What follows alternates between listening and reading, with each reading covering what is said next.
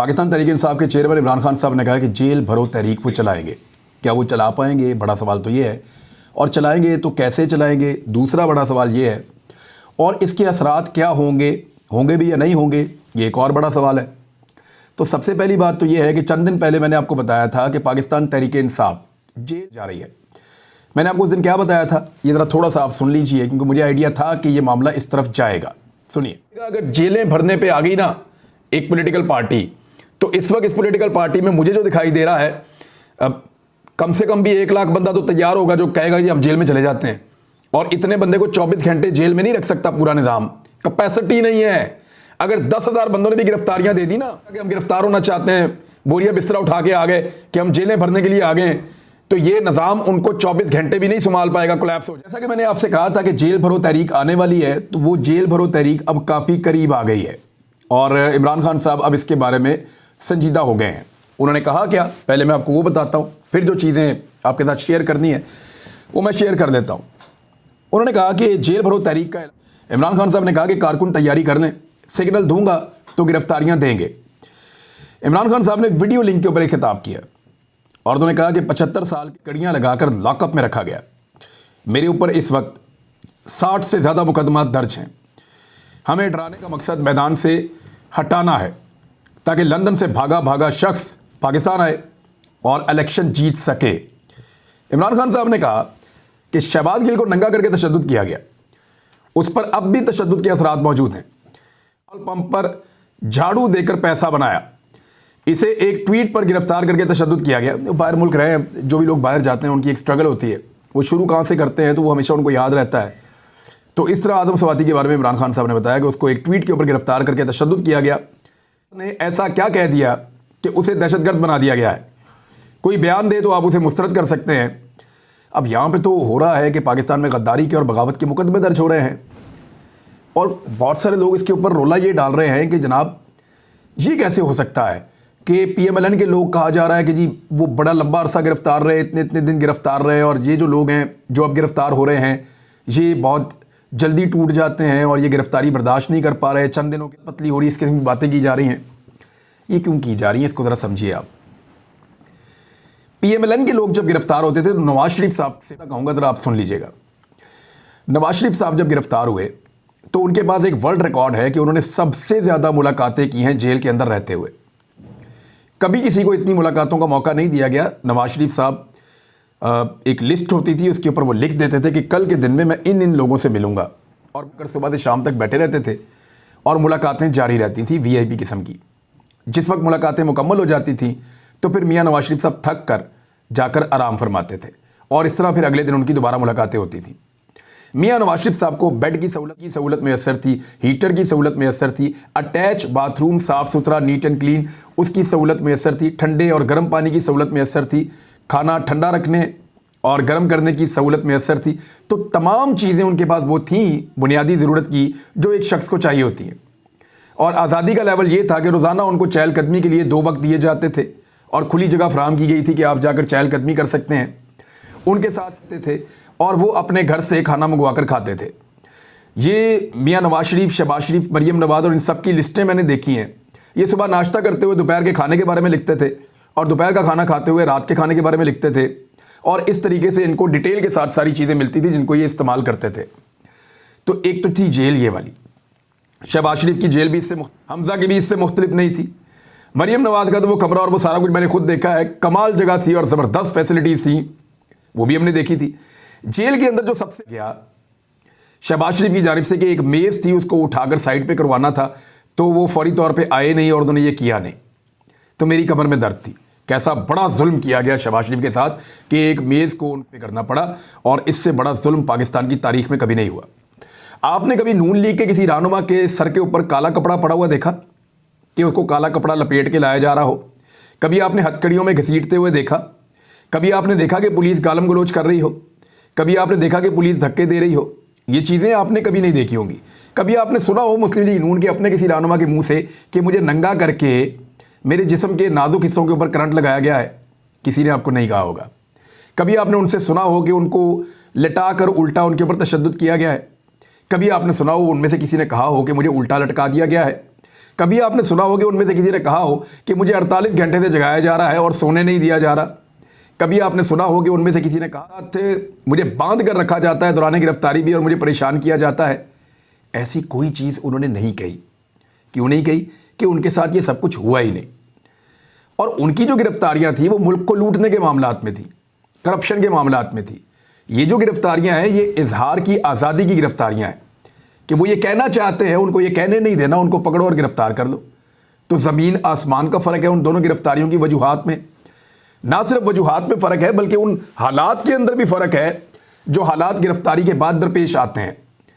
यानी इन्होंने तो लॉकअप्स को सही तरह देखा भी नहीं कि लॉकअप होता क्या है, तस्वीर खिंचाने के लिए उसमें जाते हैं। जिक्र करूं, सिर्फ जावेद लतीफ़ एक ऐसी शख्सियत हैं जिनको कुछ बोलने के ऊपर गिरफ्तार किया गया, यानी जो उन्होंने बोला उसके ऊपर उनको गिरफ्तार किया गया। बाकी सारी की सारी जो पीएमएल पीपल्स पार्टी में सारे लोग गिरफ्तार हुए वो तो करप्शन के केसेस के ऊपर गिरफ्तार हुए हैं, और वो केसेस उनके ऊपर बहुत पुराने चल रहे थे, अब के तो चल नहीं रहे थे, जिसमें उन्होंने अब NRO हासिल कर लिया है। तो एक तो ये चीज़ क्लियर कर लें कि दोनों तरफ की गिरफ्तारियों में और दोनों तरफ में गिरफ्तारी के बाद रखा कैसे गया उसके सलूक में और दोनों के ऊपर होने वाले तशद्दुद में, टॉर्चर में उनका फ़र्क है।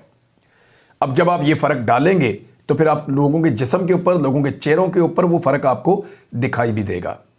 आज़म सवाती गिरफ्तारी में एक दिन भी नहीं रोया, बड़ी बहादुरी के साथ अपनी गिरफ्तारी को जो है वो कंट्रोल करते रहे और अपनी गिरफ्तारी का सामना करते रहे। उन हालात का उन्होंने मुकाबला किया।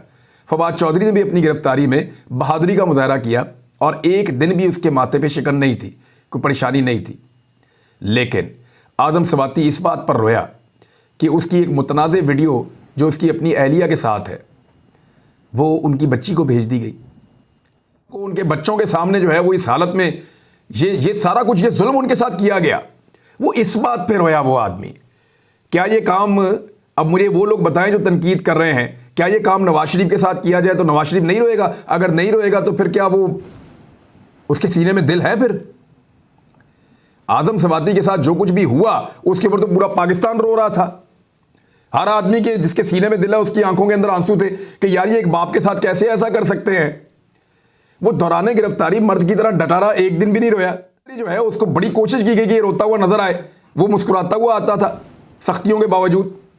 अब शेख रशीद के साथ वही हरकत करने की कोशिश की जा रही है। और पाकिस्तान का जो फ्रॉडिया मीडिया है, भिखारी मीडिया, जो पीडीएम सरकार से टुकड़े लेता है ऐसा लगता है, और इश्तिहारात के चक्कर के अंदर इतना गिर गया है कि जनाब ये बंदा इतने दिन गिरफ्तार हुआ और ये नहीं रोया, और ये बंदा इतने दिन गिरफ्तार हुआ और इसको आप देख लें, ये आप दीदा हो गया। अभी फवाद चौधरी से जब उसके बच्चों के बारे में पूछा गया उस वक्त सिर्फ एक जुमले के लिए उसकी आवाज थोड़ी सी बोझल हुई, बस इतना ही था। गिरफ्तारी के दौरान तो वो डटा रहा, हालांकि उसने कभी कोई क्लेम नहीं किया कि वो पत्थर का बना हुआ है। मामला ये नहीं है, मामला ये है कि आपने हालात उन लोगों के लिए कैसे किए और मुश्किलात उन लोगों के लिए कैसी बनाई। मुझे देना एक आदमी जो आपको लगता है नहीं रोता, बाबा करता हुआ ना निकले मेरे घर से बाहर, तो फिर मुझे कहिएगा ये क्या बात हुई। यानी जिस तरह की गिरफ्तारियां उन्होंने गुजारी हैं, इस तरह की गिरफ्तारी के अंदर तो ये जिंदगी किसी को मिल जाए जिस तरह की गिरफ्तारियां इन लोगों ने गुजारी हैं जिन्होंने इस मुल्क को लूटा है। बहरहाल इमरान खान साहब ने कहा कि जेलें भरेंगे। अब सवाल ये पैदा होता है कैसे भरेंगे? क्या इमरान खान साहब पहले गिरफ्तारी देंगे, बाकी लोग गिरफ्तारी देंगे? पीडीएम की सरकार जो है वो बहुत सारे लोगों को बार बार गिरफ्तार कर रही है। पाकिस्तान के अंदर जेलों में कैपेसिटी पहले ही कम है, और अगर हज़ारों की तादाद में लोग निकलते हैं और कहते हैं जी हमें गिरफ्तार कर लें, तो जेलों के अंदर उनको रखा कैसे जाएगा? फिर ऑप्शन ये है कि रियासत उनको गिरफ्तार करने से इनकार कर दे, लेकिन रियासत कितनी देर तक इनकार करेगी? अगर लोग वहाँ पे बैठ जाते हैं और कहते हैं हमें गिरफ्तार करो तो फिर, और जिन लोगों के ऊपर मुकदमा दर्ज हैं वो लोग सामने आ जाते हैं बहुत सारे लोगों के साथ और आकर कहते गिरफ्तार करो, तो वो गिरफ्तारियाँ जो हैं उनको कैसे रजिस्टर्ड किया जाएगा? उसका पॉलिटिकल फ़ायदा किसको होगा? इसका पाकिस्तान तहरीक इंसाफ को पॉलिटिकली बहुत फ़ायदा होने वाला है, चाहे ये तारीख में ज़्यादा गिरफ्तारियाँ हों, चाहे ये तारीख में कम गिरफ्तारियाँ हों। जैसे भी होगा इसका उनको फ़ायदा होगा, क्योंकि जो पॉलिटिकल लीडर गिरफ्तार होता है उसको फ़ायदा होता है। आज रावलपिंडी में जाकर आप पूछ लें कि लोग क्या कह रहे हैं, और उसकी गिरफ्तारी के बाद उसकी पॉपुलैरिटी कम हुई है या ज़्यादा हुई है। आप जाकर पूछ लें झेलम के अंदर के फवाद चौधरी को लोग पहले से ज़्यादा पसंद करते हैं या कम पसंद करते हैं।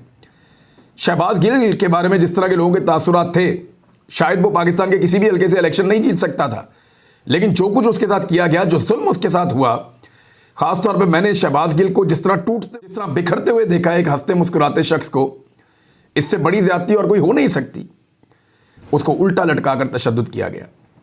उसके जिस्म पे सारी जिंदगी के लिए ऐसे निशान छोड़े गए जो हमेशा मौजूद रहेंगे। और आज उसकी लगातार सेहत बिगड़ती चली जा रही है। उसको एक बेबसी की तस्वीर बनाया गया है और ये सब कुछ करके आप इसके ऊपर खुशी मनाते हैं। क्या जितना तशद्दुद और जो कुछ शहबाज गिल के साथ हुआ, आपके किसी एक शख्स के साथ भी, किसी एक लीडर के साथ भी इस तरह का कुछ भी 5% भी हुआ? अल्लाह ना करे कि आपके साथ ये हो। लेकिन शहबाज गिल उसके बावजूद भागा नहीं है। वो यही है पाकिस्तान में। आप उससे इख्तलाफ कर सकते हैं, मेरा अपना भी इख्तलाफ हो सकता है, लेकिन इसके बावजूद किसी को यह हक नहीं पहुंचता कि किसी दूसरे शख्स के सारे हुकूक छीन ले और उसको एक जीती जागती बेबसी की तस्वीर बनाने की कोशिश करे। मैं उम्मीद करता हूं कि शहबाज गिल इस ट्रॉमा से निकले, वो एक बेहतर पॉलिटिकल कारकुन है और वो वापस अपने आप को रिवाइव करेगा। मैं इस बात की उम्मीद करता हूं। बहरहाल इमरान खान साहब ने इसको शुरू किया है, इसका इम्पैक्ट आने वाले दिनों में आपको पता चलेगा।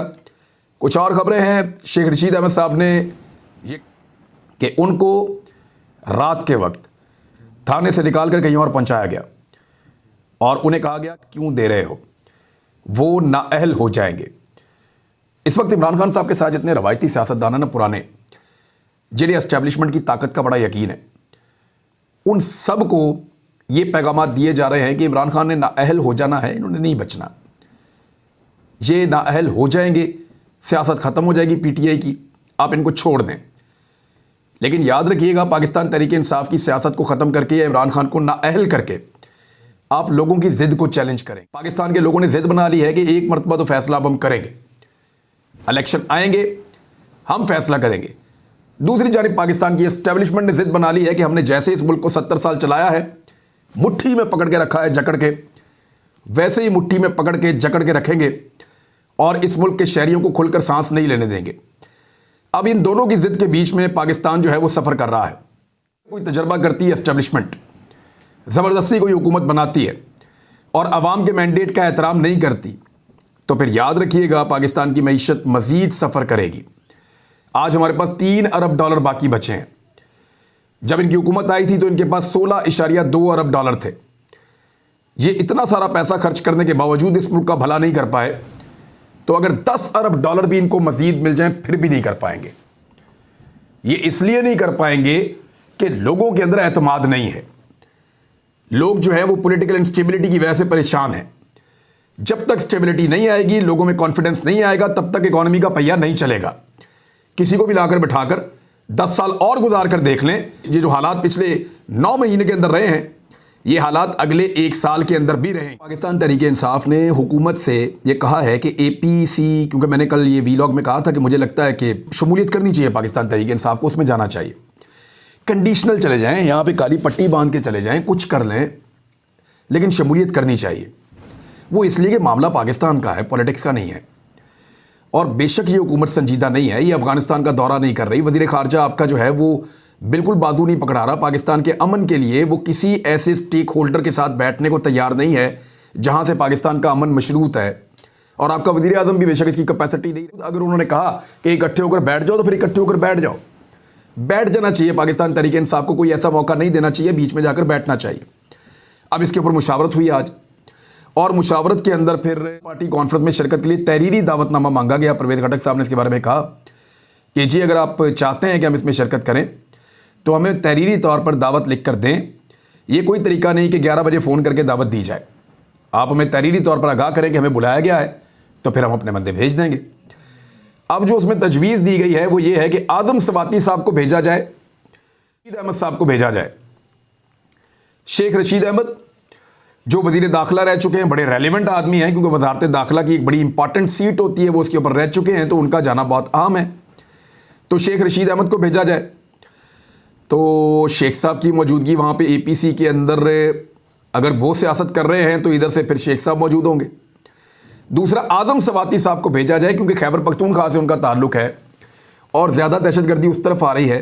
इस वक्त पाकिस्तान की जो PDM है, उनके किसी सियासतदान में इतनी इखलाकी जुर्रत नहीं है, जिसके अंदर भी थोड़ी सी गैरत बाकी है, कि वो आज़म सवाती से आंखें मिला सके या उसके साथ ज़्यादती कर सके, जितना बर्दाश्त आज़म सवाती ने किया है।